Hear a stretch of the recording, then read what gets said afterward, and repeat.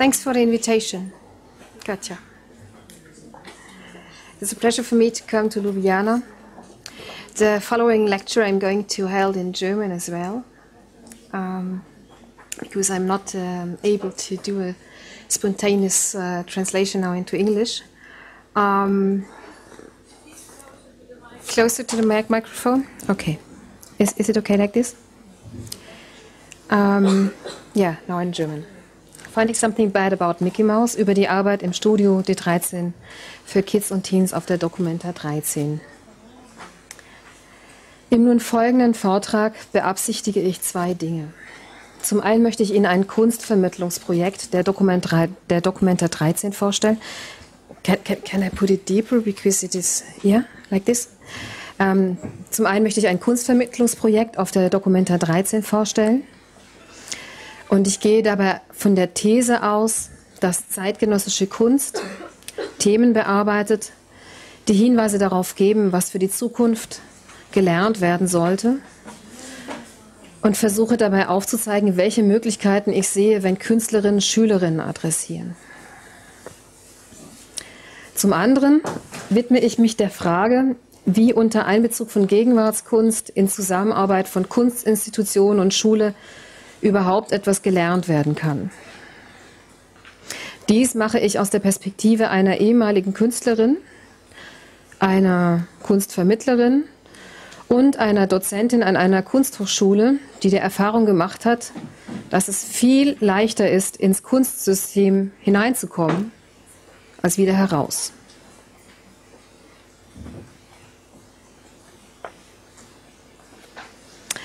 Dear participant of Documenta 13, as part of the Department of Maybe Education and Public Programs, we have recently founded a subgroup to develop the program for young people at Documenta 13.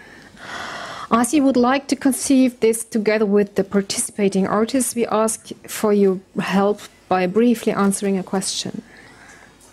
What material, thing, thought, place, score, phrase, etc., related to your project for Documenta 13, would you suggest to provide to young people in order for them to use, to think about, to act with, or to relate to it in a workshop of about 3 hours? We appreciate your thoughts and comments also on the question as such. All best, Julia Moritz, Aische Gülic, Claudia Hummel, Sandra Ortmann, Friederike Schäfer and Friederike Siebert. Wie involviert man Künstlerinnen einer Großausstellung wie der Documenta in deren Vermittlungsprogramm für Kinder und Jugendliche? Gerade sind sie angefragt, einen Beitrag für diese bedeutende Ausstellung zu leisten, sind möglicherweise dabei, ein Produktionsbudget auszuhandeln, einen Ort zu suchen, für den Katalogtext Infos und Bilder zusammenzustellen, und schon wieder wird ein Engagement gefordert. Als ehemalige Projektleiterin von Aushecken, dem ersten Vermittlungsprogramm für Kinder und Jugendliche auf einer Documenta überhaupt, eben im Jahr 2007, Sie haben davon heute Morgen schon gehört, und als Mitglied der Maybe Education Group der Documenta 13, einer Gruppe von 19 Personen, die von der künstlerischen Leitung Caroline Christopher-Gagiev gebildet worden war, mit der Aufgabe, Programme und Aktivitäten der Documenta 13 zu entwickeln und auch zu realisieren, fühlte ich mich für die Entwicklung eines Programms für das junge Publikum mit verantwortlich. Bei der letzten Documenta war mir aufgefallen, wie wenig die Mitarbeiterinnen der Documenta und vor allem die Künstlerinnen der Ausstellung von den Aktivitäten der Kunstvermittlung, im Besonderen vom Kinder- und Jugendprogramm, mitbekommen. Ein Grund dafür ist sicherlich der allgegenwärtige Zeitmangel im Vorfeld und auch während einer solchen Großausstellung. Ein anderer Grund ist aber auch die institutionelle Trennung von künstlerischen und kunstvermittelnden Tätigkeiten im Kontext Ausstellung. International mag es unterschiedliche Selbstverständnisse von Künstlerinnen geben, sich auch in eine vermittelnde bzw. pädagogische Auseinandersetzung mit Kunst zu begeben.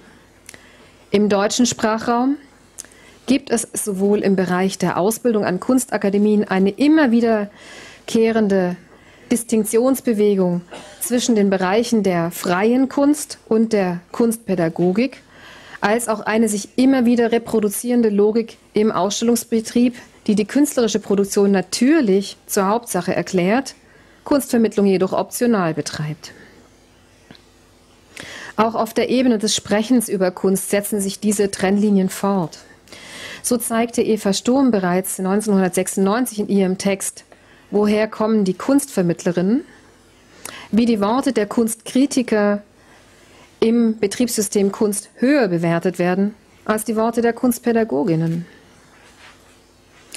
Der Educational Turn mag in den letzten Jahren dazu beigetragen haben, dass sich Kunstinstitutionen und auch Künstlerinnen vermehrt dem Thema Bildung zugewandt haben.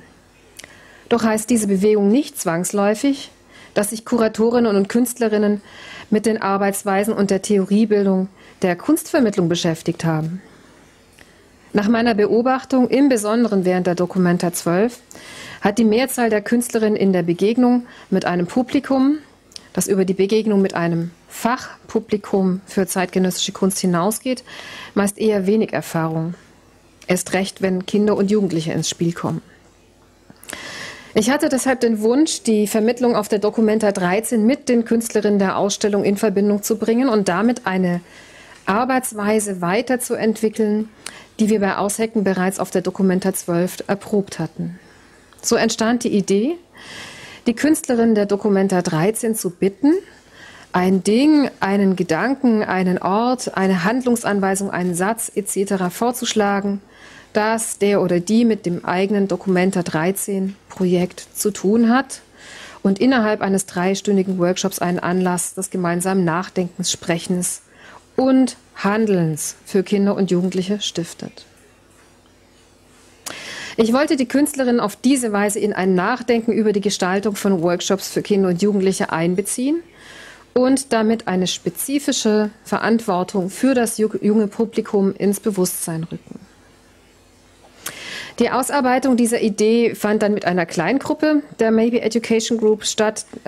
Sie sahen ja schon vorhin die verschiedenen Namen. Die Kleingruppe bestand aus mehreren Personen. Die Projektleitung für Studio D13 hatte dann ab Januar 2012 war das dann Friederike Siebert. Titel des Projektes wurde in dieser kleinen Gruppe diskutiert: Raum und Raumausstattung. Zielgruppenadressierung und die Ausbildung der Vermittlerin wurden ebenfalls zusammen bearbeitet. Die Künstlerinnen der Documenta 13 wurden angeschrieben und bis kurz nach den Eröffnungstagen hatten wir 65 Beiträge für das Studio D13 beisammen. Sie sehen jetzt den Raum von Studio D13 und im Hintergrund ein Regal mit Kisten. Darin waren diese ganzen Beiträge untergebracht. Meine Erwartung an die so zusammengetragene Sammlung an Gegenständen, Gedanken oder Handlungsanweisungen war es, eine komprimierte Abbildung der Themen von Documenta 13 zu erhalten. Auch wenn es möglicherweise falsch ist, von Themen zu sprechen, angesichts der offen angelegten Konzeption der Documenta 13 deutete sich dennoch einige thematische Schwerpunkte bereits durch einen ersten Flyer im Vorfeld der Ausstellung an. Dort stand auf der ersten Seite geschrieben, Documenta 13 handelt von Kunstwerken, Objekten, Büchern, Gesprächen, Recherchen, Meteoriten, Künstlern, Kuratoren, Wissenschaftlern, Aktivisten, Dichtern, Therapien, Physik, Biologie, Anthropologie, Geschichten, Menschen, Reisen, Archiven, Begegnungen, Orten, Politik, Samen, Essen, Hunden, Liebe. Weil zeitgenössische Kunst häufig Themen bearbeitet, die im Kontext Schule aus meiner Erfahrung heraus wenig bzw. gar nicht vorkommen und von vornherein klar war, dass Studio D13 von vielen, vielen Schulklassen besucht werden würde, war die gesamte Versuchsanordnung zwar im Hinblick auf die Teilnahme von Schulklassen entwickelt, aber auch in Konfrontation mit der Institution Schule.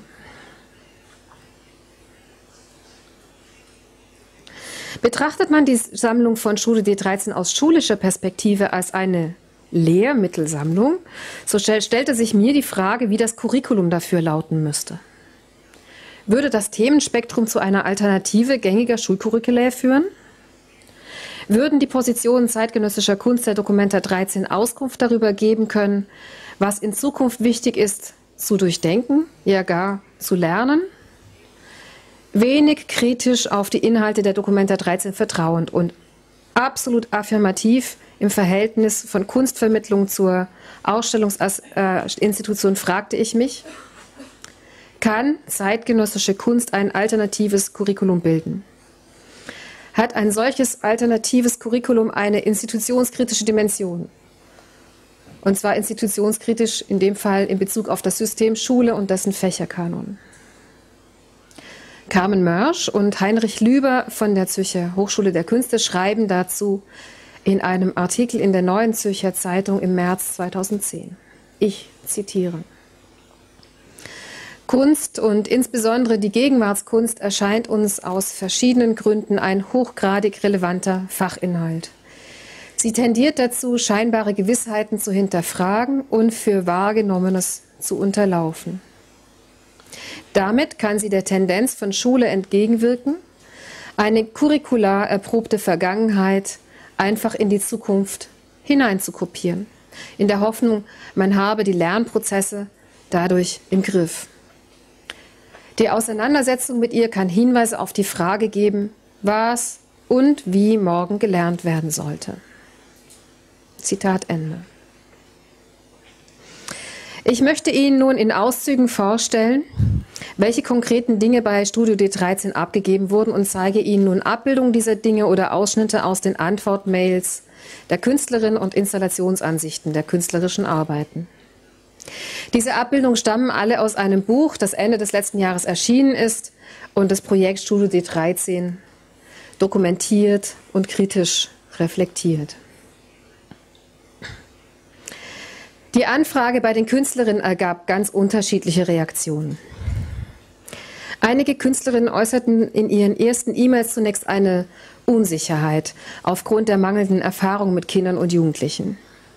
Aber fast alle, die auf die erste Anfrage hin reagierten, brachten einen Beitrag ein. Vielfach wurden Objekte oder Materialien beigesteuert, die unmittelbar Bestandteil der jeweiligen künstlerischen Projekte waren. Robin Kahn überbrachte dem Studio D13 ein von einer Frau aus einem Refugee-Camp hergestelltes traditionelles Kamellederkissen, dessen Design auf die nomadische Berberkulturen der Westsahara zurückführte. Ein Bestandteil ihrer Installation in der Karlsaue. Die Bilder sind jetzt immer so aufgebaut, dass zum einen dieses Objekt zu sehen ist und zum anderen eben ein Teil der künstlerischen Arbeit auf der Documenta, wie ich schon sagte, wo sich der Bezug vielleicht herstellt.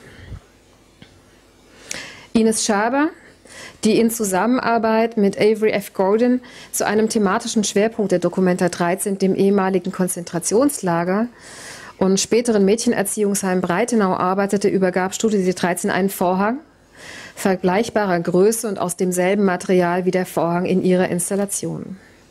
In einer E-Mail schrieb sie uns damals, dass dieser Vorhang als Mittel für das davor und dahinter genutzt werden kann, aber auch als der Vorhang, der im Fotostudio hängt, um Menschen davor abzufotografieren. Und da wiederum gab es einen Hinweis auf die Polizeifotografie und auch auf die Fotografie, die im Mädchenerziehungsheim in Breitenau stattgefunden hat, wo im Grunde Polizeifotografie ähnliche Fotos von den Insassen gemacht wurden.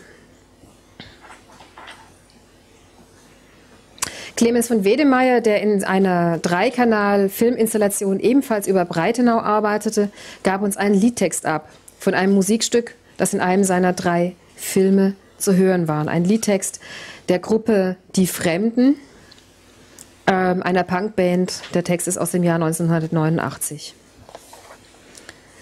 Die Künstlerin Thea Dorjadze schlug Folgendes vor: Basic Poor Material, Wood, Plaster, Clay, Sponge, Papier, Maché, Chicken Wire, Wool. Ihre eigene Arbeit bestand aus einer weiträumigen Installation aus vorgefundenen und mitgebrachten Materialien in einem verlassenen Glashaus in der Karlsaue. Ryan Gender, der mit einer Windmaschine das Untergeschoss des Fridericianums durchwehen ließ, war ebenso konkret mit seinen Angaben für Studio D13. Er sandte auch eine Materialliste. A straw a balloon and a plexiglass fish tank full of warm water, a fan, non-electrical, and some length of colored ribbon. Andere Künstlerinnen schickten Vorschläge zu Arbeitsweisen in den Workshops. Die Künstlerin Amy Balkin, deren Projekt Public Smog sich mit der von Geopolitik durchdrungenen Erdatmosphäre beschäftigte, ließ ihre Box leer. Inhalt der Box war Luft bzw. Atmosphäre. Dazu sandte sie 3 Vorschläge für Vorgehensweisen, wie ihrer Meinung nach die Existenz des Himmels bzw. der Atmosphäre bewusst gemacht, besetzt und als Welterbe gesichert werden kann. Welterbe. Sie bot beispielsweise einen Breathing-Workshop an, bei welchem sich die Teilnehmerinnen auf den Boden legen und beim Ein- und Ausatmen über folgende Fragen nachdenken sollten. Where is the sky? What can you do in the sky? What games can you play in the sky? What is Earth atmosphere? What is the atmosphere made of? What is climate change? Can you see it? Is the sky a park? Does anyone own the sky? Whose sky is it? Mark Dion, der im Ottoneum für eine Xylothek, eine Holzbibliothek aus dem 18. Jahrhundert, ein neues Präsentationsarchitektur entwickelt hatte, schlug vor: Any program related to my project would be greatly enhanced by a trip to the garden and consideration of the rich arbor collection of the public gardens in Kassel. This would, of course, include the 7,000 Oaks project of Joseph Beuys. Teaching basic tree identification would be fun and instructive. Dion machte damit seinen erweiterten kontextuellen Bezug zur Stadt Kassel deutlich. Dazu hin schlug er vor, ein Holzmodell, also von einem dieser Bücher herzustellen, und ohne direkt im Anschreiben um ein Lehrmittel gebeten worden zu sein, traf er im Grunde den Kern der Idee von Studio D13. Grundsätzlich problematisch an der Versuchsanordnung von Studio D13 mag das hierarchische Gefälle zwischen Künstlerinnen, Vermittlerinnen und Kindern und Jugendlichen gewesen sein.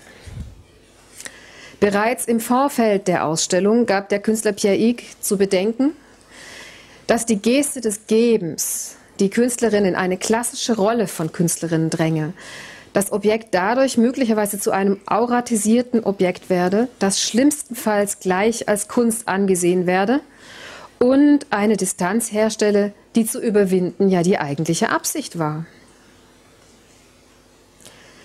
Doch war es nicht auch in der Hand der Künstlerin, sich dieser Rolle durch eine Auswahl von Materialien oder Handlungsanweisungen zu entziehen?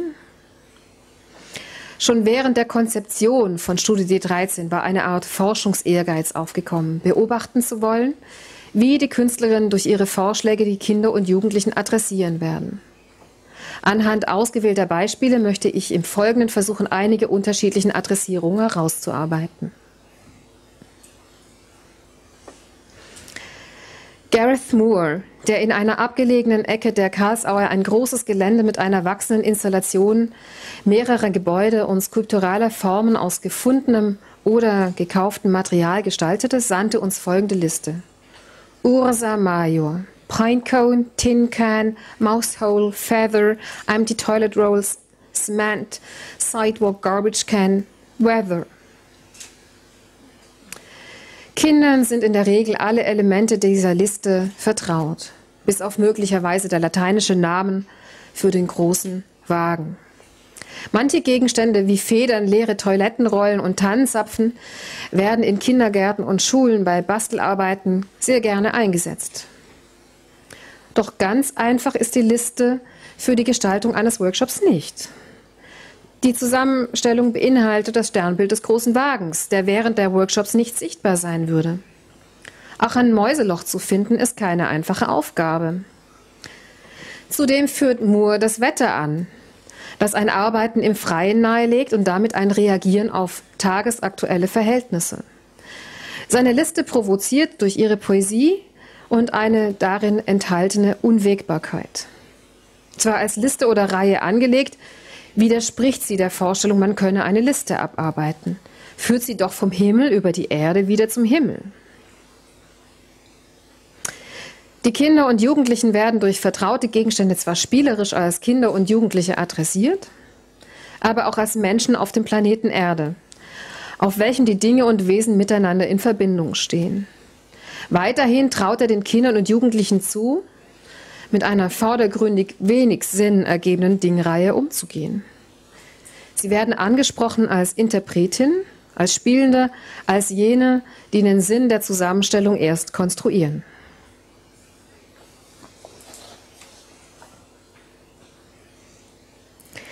Einige Künstlerinnen-Materialien boten konkrete Vorschläge für alternative Lebensweisen. Irene Anastas und René Gabri gaben Samentüten gefüllt mit nicht patentierten Gurkensamen und dazu eine Packung unbeschrifteter Samentüten mit der Aufforderung, selbst Saatgut zu sammeln, die Tüten zu bezeichnen und weiter zu verteilen. Nicht patentierte Gurkensamen sind die Gurkensamen, die nicht von einem großen Konzern patentiert und gekauft worden sind, so dass sie im Grunde für jeden einsetzbar sind, um Gurken anzupflanzen. Das heißt, es geht hier ganz stark um die Frage von Biopolitik und Biopiraterie. Die patentfreien Gurkensamen und auch I'm missing a photo. Okay, und auch herkömmliche Saatgut, das wir von einem anderen Künstler, von Christian Philipp Müller, erhalten hatten, dessen künstlerisches Projekt ein schwimmender Mangoldgarten war, sind Aufforderungen zu einer Praxis des Do-it-yourself. Oh, sorry, I'm really missing some photos. Okay. Wir erhielten von Claire Pentecost auch Kompostwürmer und Platten aus gepresster Komposterde. Ebenfalls erhielten wir Timebank-Geldscheine, die ich Ihnen jetzt in einem anderen Foto zeige. Hier. Sie sehen in einer der Kisten Geldscheine. Das waren Geldscheine des Timebank-Projekts von Giulietta Aranda und Anton Vidocq, die eine alternative Währung versuchten einzuführen für im Grunde das Betriebssystem Kunst, aber auch für die Documenta. Die Workshop-Teilnehmerinnen von Studie D13 waren durch diese Dinge, durch die Gurkensamen, durch die Mangoldsamen und auch durch diese Timebank Geldscheine aufgefordert zu einer tatsächlichen Erprobung. Alle erwähnten künstlerischen Materialien in dieser Sektion fordern im Grunde auf, die Konsumlogiken der zeitgenössischen Gesellschaft und auch die alles durchdringende Macht des Geldes zu hinterfragen. Direkt und unmittelbar werden nicht kapitalistische Handlungsweisen als Vorschläge vorgeführt. Und die Kinder und Jugendlichen werden dabei als handlungsfähige Subjekte adressiert.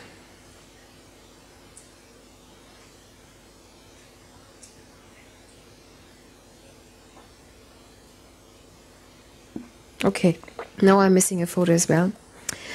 Lynn Foulkes sandte Studio D13 die Anweisung Finding Something Bad About Mickey Mouse.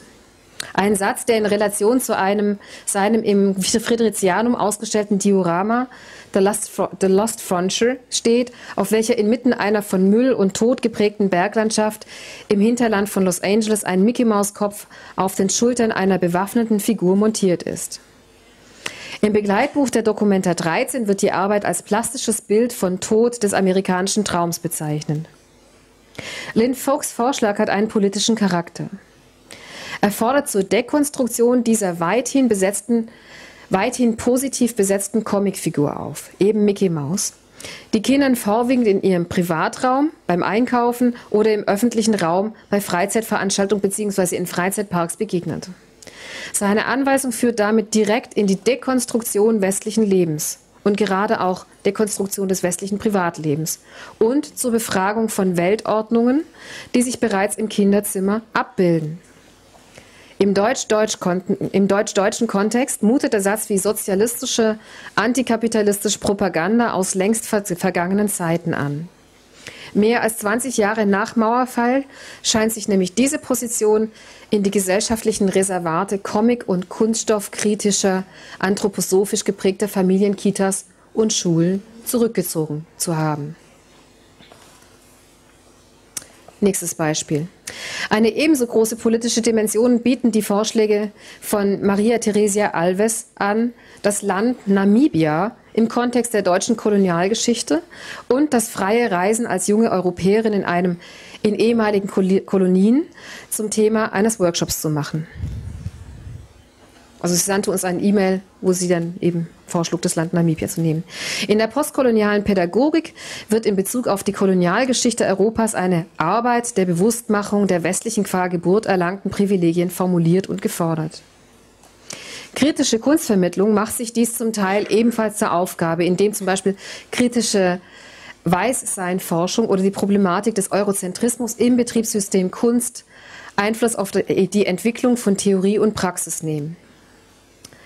Pädagogischer Konsens sind aber diese Sache von Eurozentrismus und Critical Whiteness noch lange nicht.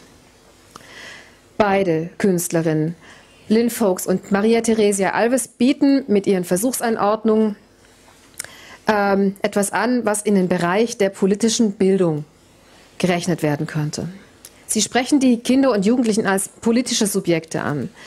Beide erwarten eine Dekonstruktion von scheinbaren Gewissheiten. Gewissheiten wie Mickey Mouse ist gut und Reisefreiheit ist normal. Verschiedene Materialien von Künstlerinnen adressieren die Teilnehmerinnen der Workshops zunächst als Kinder. Chiara Fumal fertigte für Studio D13 eigens 2 Waldorfpuppen an. Sie verkörperten die Protagonistin ihrer Arbeit, Annie Jones und Miss Saluma Agra.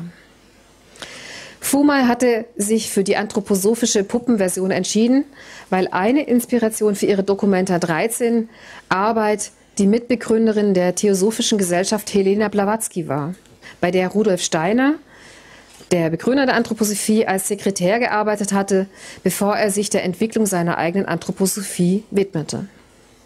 Auch wies sie darauf hin, dass sie selbst bereits als Kind zusammen mit ihrer Mutter Puppen hergestellt hatte.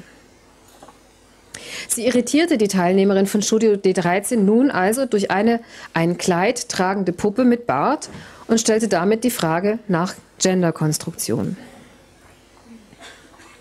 Anna Bogigoyan reagierte bei einer persönlichen Nachfrage durch Friederike Siebert spontan mit dem Vorschlag, den Kindern Lollis anzubieten. Ein weiterer Künstlerin, Abraham Cruz Villegas, brachte ein Mikado-Spiel vorbei. Javier Teles entschied sich in Anlehnung an den Spielort seines Filmes Eine Höhle den Kindern schwarze Knete zu überlassen, um damit Höhlen zu bauen. Zum Höhlenbauen wurde die Knete aber nie benutzt. Und darauf werde ich später nochmal zu sprechen kommen. Die angebotenen Materialien dürften vielen der Kinder bereits vor dem Besuch der Documenta vertraut gewesen sein. Neu war nun die Verknüpfbarkeit der benannten Gegenstände und Arbeitsweisen mit zeitgenössischer Kunst. Dennoch stelle ich hier die Frage, was für eine Idee von kindgerecht manchen Beiträgen unausgesprochen zugrunde lag.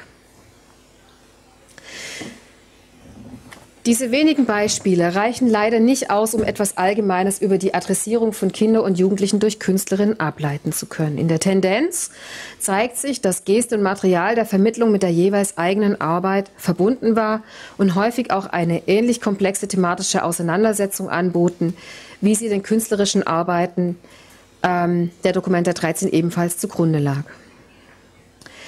Im Rahmen von Studio D13 war es nun Aufgabe der Kunstvermittlerinnen, die dort Worldly Companions genannt wurden, in Zusammenarbeit mit den Gruppen diese Komplexität von Dingen und künstlerischen Arbeiten zu entfalten. Die Worldly Companions waren es auch, die eine Vorauswahl an Materialien den Schülerinnen anboten. Meistens waren es 3 bis 5 Materialien, die angeboten wurden zu Beginn eines Workshops, und die Schülerinnen konnten auswählen, von welchem Ding, von welchem Material sie ausgehend einen Workshop zu Documenta machen. In diesen Workshops und spätestens beim Besuch der Ausstellung konnten die Vermittlerinnen dann auch auf das Verhältnis von Material und künstlerischer Arbeit eingehen und damit aber auch die Ernsthaftigkeit befragen, mit welcher die Künstlerinnen das Material an Studio D13 abgegeben hatten. An dieser Stelle möchte ich auf ein Geschehnis im Rahmen eines Workshops der Vermittlerin Sarah Hossein verweisen. In einem Workshop hatten sich die Jugendlichen die schwarze Knete von Javier Tellez ausgewählt. Vorbereitend auf einen Ausstellungsbesuch formten sie kleine Figuren, die alle auf irgendetwas zu zeigen schienen. Beim Besuch des Fridericianums entstand dann die Idee, die Figuren im nur von einem Luftzug durchwehten, leergelassenen Untergeschoss des Gebäudes zu platzieren, eben in diesem Raum mit der Arbeit von Ryan Gender, der dort Windmaschinen installiert hatte. Für neue Besucherinnen, die mit dem Konzept Genders nicht vertraut waren, stellte sich fortan die Frage, was haben diese Figuren auf dem Boden zu bedeuten? War das Kunst? War das ein Scherz? Sarah Hossein, die über diese Begebenheit auch einen analysierenden Text im bereits benannten Buch über Studie 13 geschrieben hat, beschreibt, und ich zitiere jetzt ihren Text: Viele Schülerinnen meinten, dass sie das erste Mal eine Ausstellung als Teilnehmerin im Sinne von als Teil davon wahrgenommen hätten und nicht nur als Zuschauerinnen. Sie waren selbst sichtbar geworden. Wir schienen alle, und da spricht sie auch über sich selbst, wir schienen alle bereichert, aus dieser Erfahrung herauszugehen. Javier Tellez hatte sich im Vorfeld der Ausstellung recht spontan für das Material Schwarze Knete entschieden. Er sah einen Block davon auf einem Bürotisch einer Studie D13-Mitarbeiterin herumliegen und hatte die Idee, diese zum Höhlenbau einzusetzen. Die eigentliche Kraft beim Workshop war aber nicht durch das Ausführen seiner Idee entstanden, sondern durch eine Verwendung und Interpretation des Materials durch die Schülerinnen. Sarah Hossein reflektiert dies folgendermaßen. Wieder ein Zitat. Das Künstlermaterial spielte bei der beschriebenen Handlung der Schülerin eine tragende Rolle. Wäre die schwarze Knete aus dem Fundus der normalen Bastelmaterialien gekommen, und die gab es bei Studie D13 auch, hätten wir uns wahrscheinlich nicht bis in den Ausstellungsraum hineingewagt, geschweige denn diese invasive Aktion durchgeführt. Das Künstlermaterial war ein durch die Institution abgesegneter, legitimierter Auslöser für die Kommunikation im Museum. Auf einer kritischen Ebene frage ich mich, in dem Fall ist es ich, Sarah Hossein, ob das Konzept von Studie D13 im Hinblick auf Künstlerinnen und Material in der Logik der Hierarchie einer Ausstellung nicht ein sehr traditionelles Kunstverständnis reproduzierte. Zitat Ende. Sarah Hossein hat sicher recht. Und doch habe ich mich über diese neue Allianz zwischen Künstlerinnen und Schülerinnen gefreut, die zu einer Handlung der Dekonstruktion des Systems Ausstellung beigetragen hat. Und da gibt es jetzt wieder eine Verbindung zum dekonstruktiven Diskurs von Carmen Mörsch heute Morgen. Die Grafiken, die Sie übrigens jetzt gesehen hatten, stammen von Rita Sammer aus Graz. Heute studiert sie Grafikdesign. Im Sommer 2012 war sie Schülerin und hat am Workshop von Sarah Hossein teilgenommen. Im Konzeptionspapier für Studio D13 fragten wir bereits, was können wir von der Documenta anderes lernen? Das Wort anderes weist schon darauf hin, dass es sich um eine Ergänzung oder Weiterentwicklung des Lernens handeln sollte, ohne dass wir jedoch näher beschrieben hätten, wovon genau wir uns abgrenzten. Friederike Siebert, die Projektleiterin von Studio D13, hat die Evaluierungsbögen, die alle Schulklassen und ihre Lehrerinnen bekommen hatten, ausgewertet. Auf die Frage, ob und was man auf der Documenta gelernt habe, fanden sich unter anderem folgende Antworten.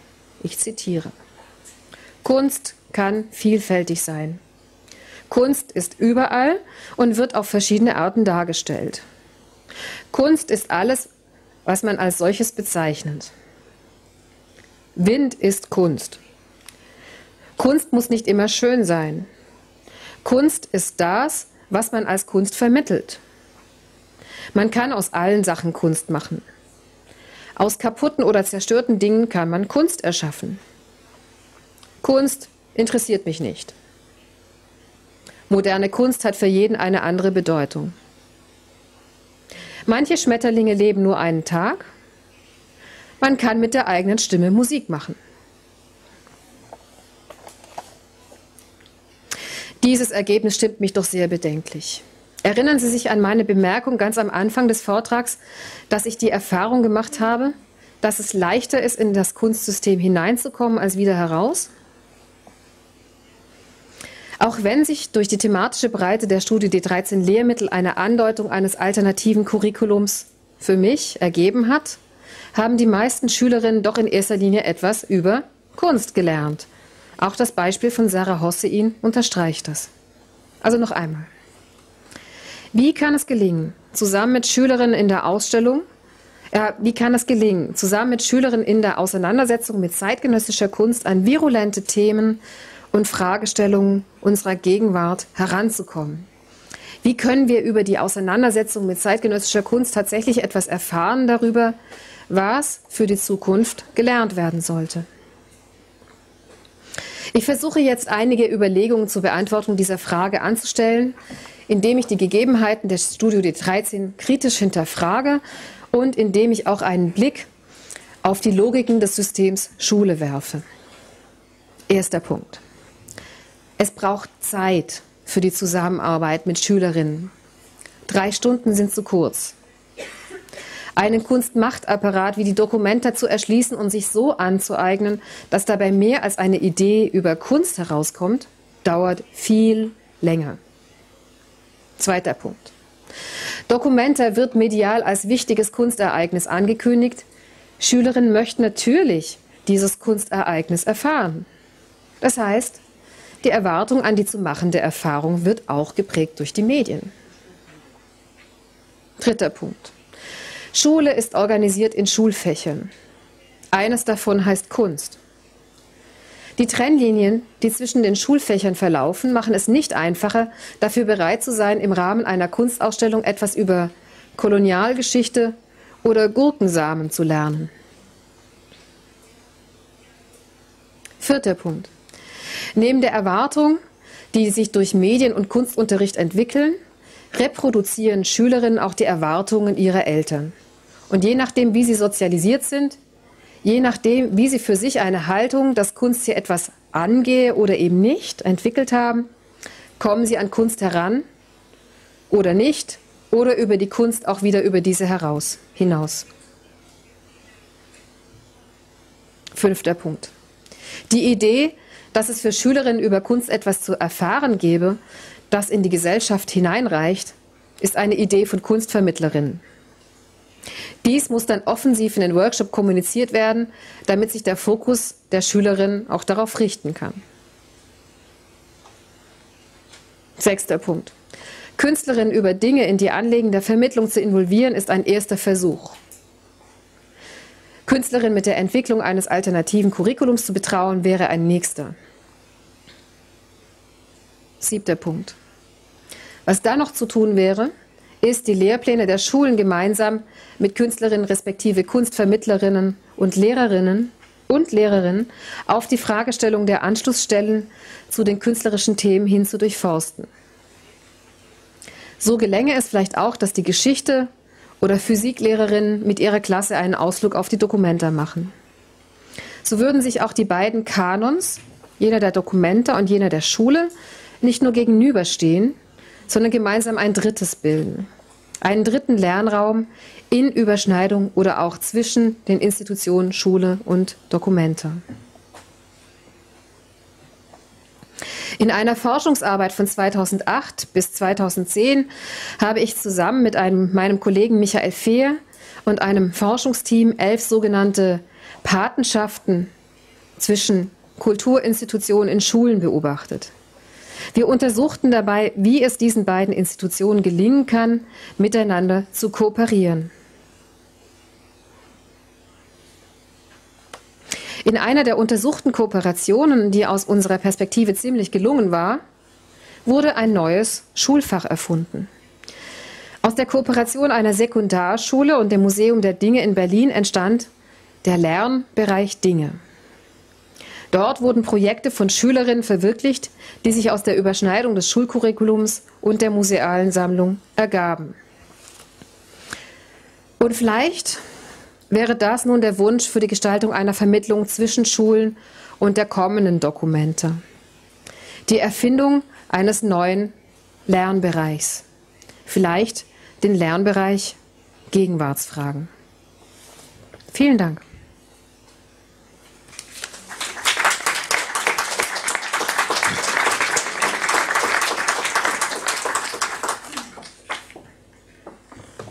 Profesor Claudia Hummel, hvala za še eno predavanje. Thank you for your lecture once again. Zdaj pa takoj predajam besedo našim, pravzaprav vam, najprej, če ima kdo od predavateljev kakšno vprašanje. Maybe any questions for Professor Hummel? In sicer pa spet smo nekoliko časovno omejeni, tako da 5 minut imamo. Question.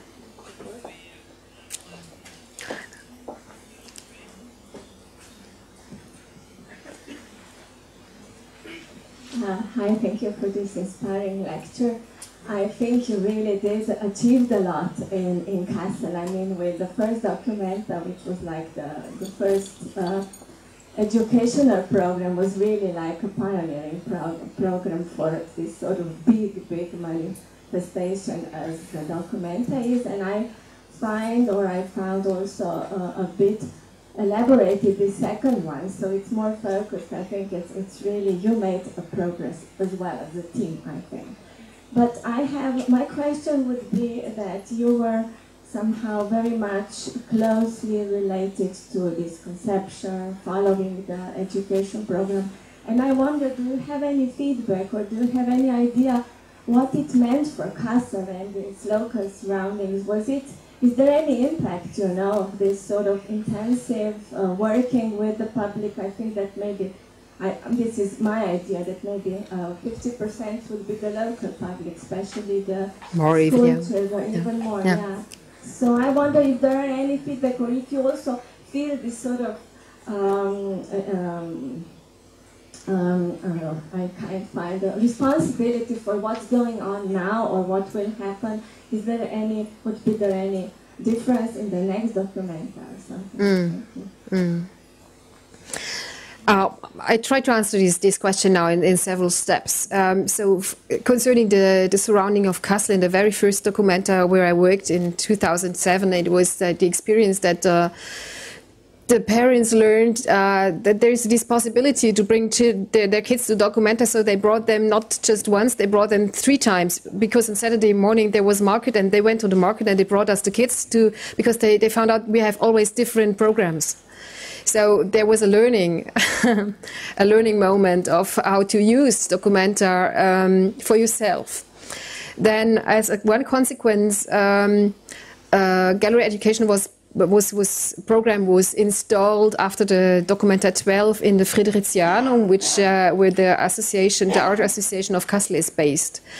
And there was a really very engaged gallery educator, Sandra Ortmann, who did a wonderful program for many years.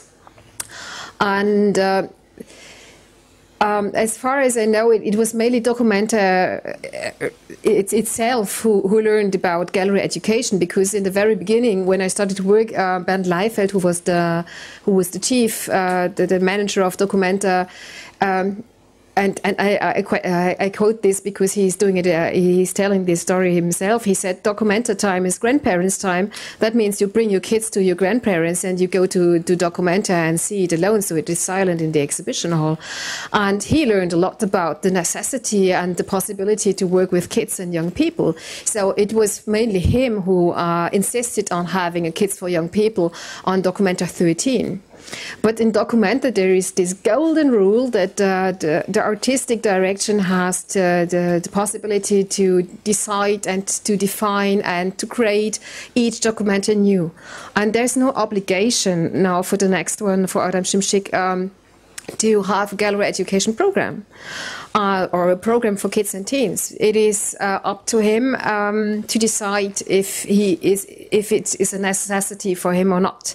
So it is an ongoing up and down. So I have no idea if these 2 programs have now a consequence on the next one. I mean, we try to insist by producing this book, but yeah, I don't know. And there, maybe Kassel, more the town of Kassel, there were already gallery education programs located in the local institutions, and they of course continue. And but if there is something like cooperations with schools and Documenta, I doubt. So there's no big learning effect. Yeah. Hvala. Še kakšno vprašanje? Mislim, da ima Katja eno vprašanje. Aha, še tam. And Giovanna.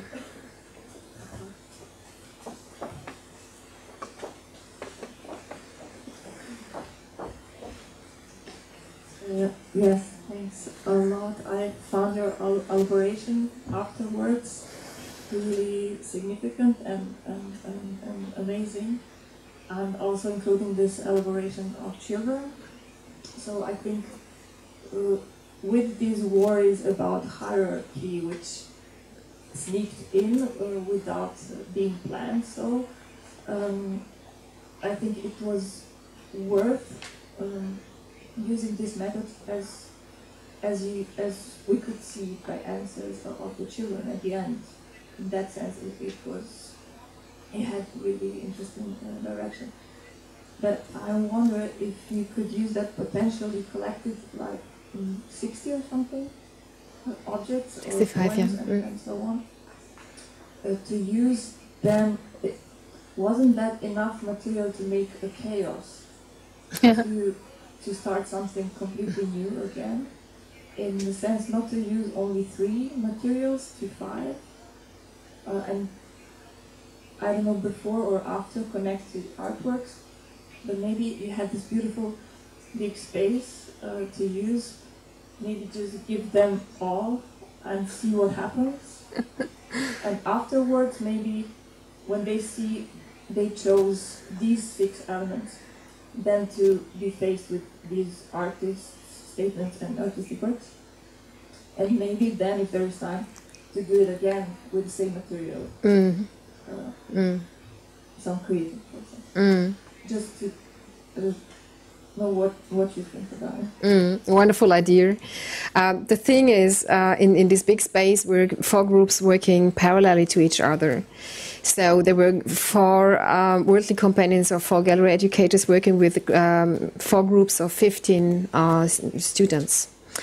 So it was they had to cooperate in terms that they had to deal like this. I take this, you take that. I'm taking these 5 boxes. So it was not possible to have everything on in one moment. And yeah, what was the next question? Once again, to do it again. The problem with Documenta, it is conceived as an art event. That means you do this organization of a school excursion just once, and not twice. And it was the mistake of us, of Documenta, not to say you have to come back, because once is not enough. Yeah. And I think it is really linked to the special conditions of Documenta. It is this big event, media event as well, and yeah. Hvala. Še vedno imamo nekaj časa za vaše vprašanje. Mislim, da to pa imamo kako, ne?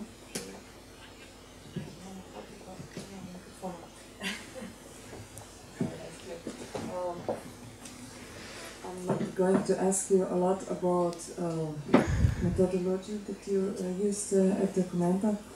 I will turn on it.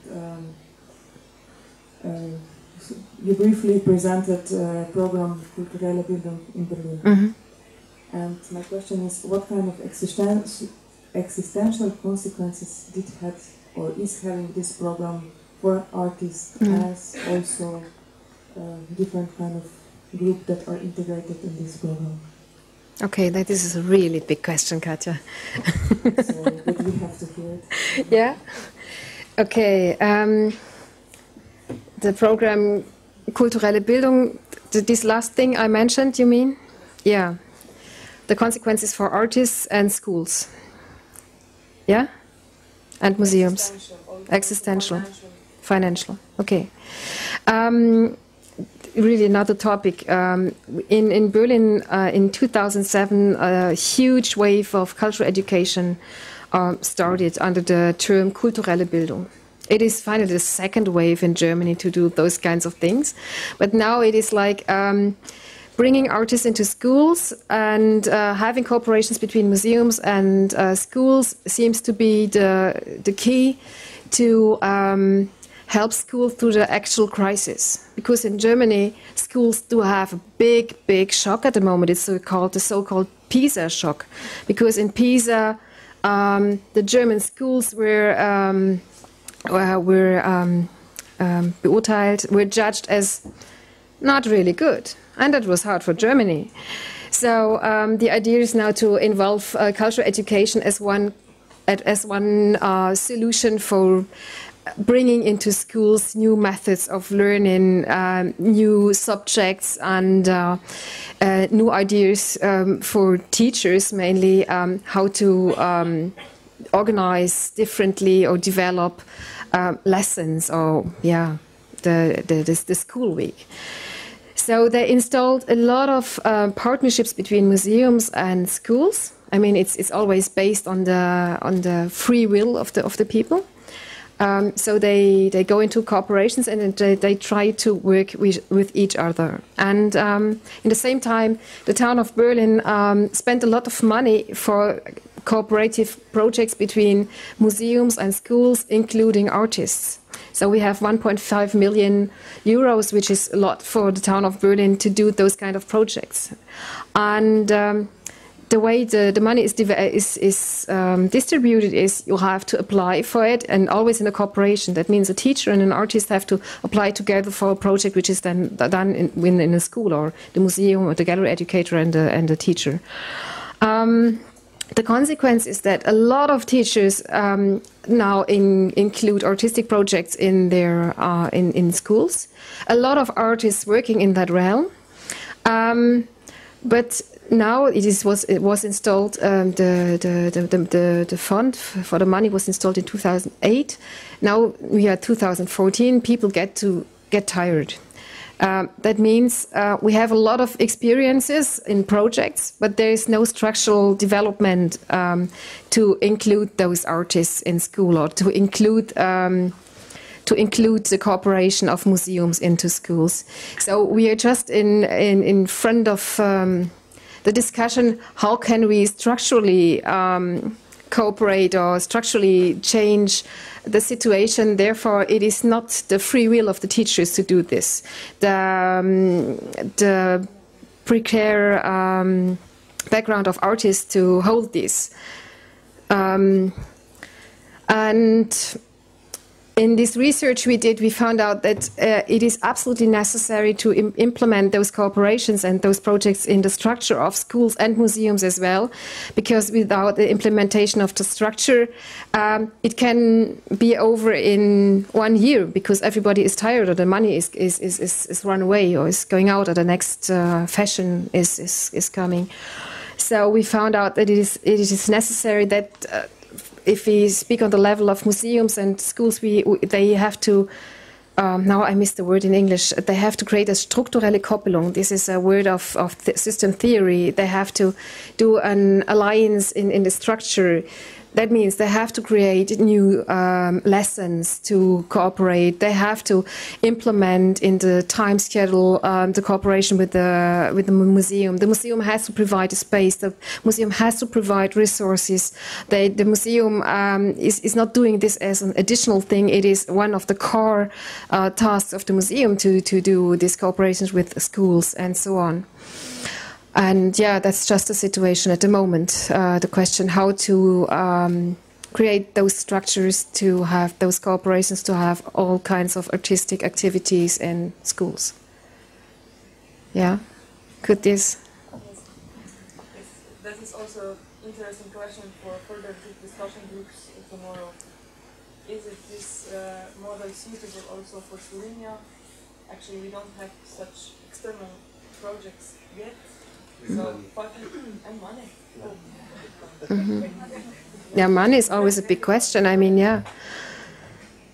Lucky us in Germany that at the moment even the government is convinced by these artistic activities. But when we see the history of Great Britain, for example, maybe Emily Pringle can mention something about the development which has happened there, because you were much earlier with all these activities. Yeah. Najlepša hvala, thank you very much, Professor Claudia Hummel. And